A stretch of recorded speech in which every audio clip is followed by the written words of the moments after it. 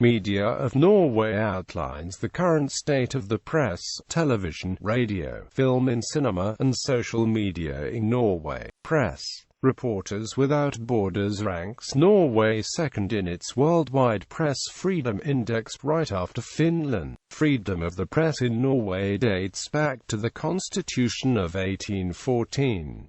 Most of the Norwegian press is privately owned and self-regulated. However, the state provides press support. Television. The two companies dominating the Norwegian terrestrial broadcast television of the governmental-owned NRK and TV2. Other long-running channels are TV Norge and TV3. Radio. National radio is dominated by the public service company NRK, which is funded from the television license fee payable by the owners of television sets. NRK provides programming on 3 radio channels, NRKP1, NRKP2, and NRKP3, broadcast on FM and via DAB. A number of further specialist channels are broadcast exclusively on DAB, DVB-T, and the Internet, including Radio Norway Direct, Norway's new English-language radio station. Additionally, there are a number of commercial radio stations as well as local radio stations run by various non-profit organizations. Social media. As of August 2009, it was estimated that 1,156,000 Norwegians use Facebook.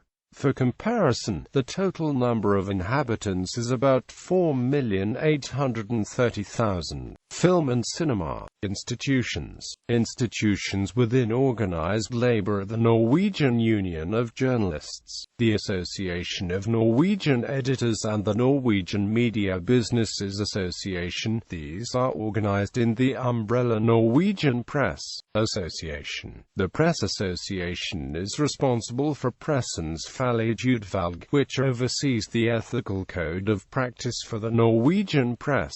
The Broadcasting Council oversees the state-owned Norwegian Broadcasting Corporation. The Norwegian Media Authority contributes to the enforcement government regulations. Media bias.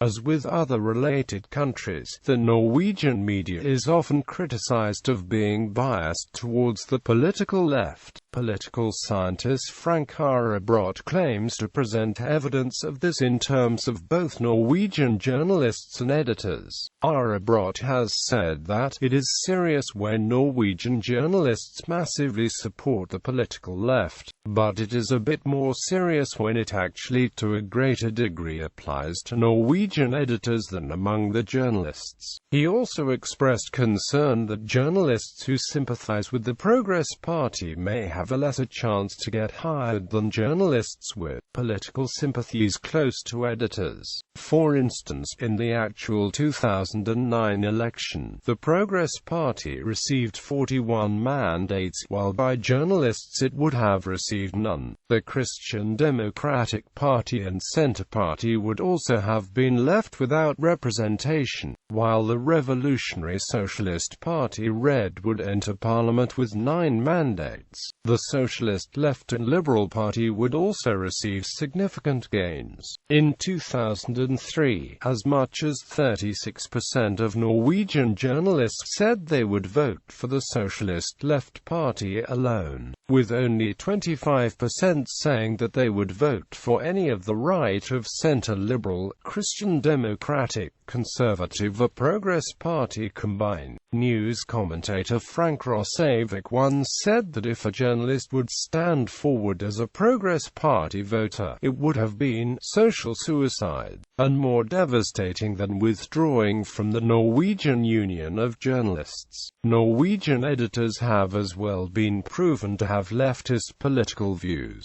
with a 2008 survey showing that the Labour Party would have been given a majority in Parliament alone with 85 representatives. The notion of political bias based on the sum of individuals' party selection has been criticised. Among others, conservative historians historian and politician Francis Sayerstedt holds that the general media is neither left-slanted nor right-slanted, but media-slanted. This means that media across the political spectrum have a tendency to choose the same angle on a case, focusing on personification and dramatic events.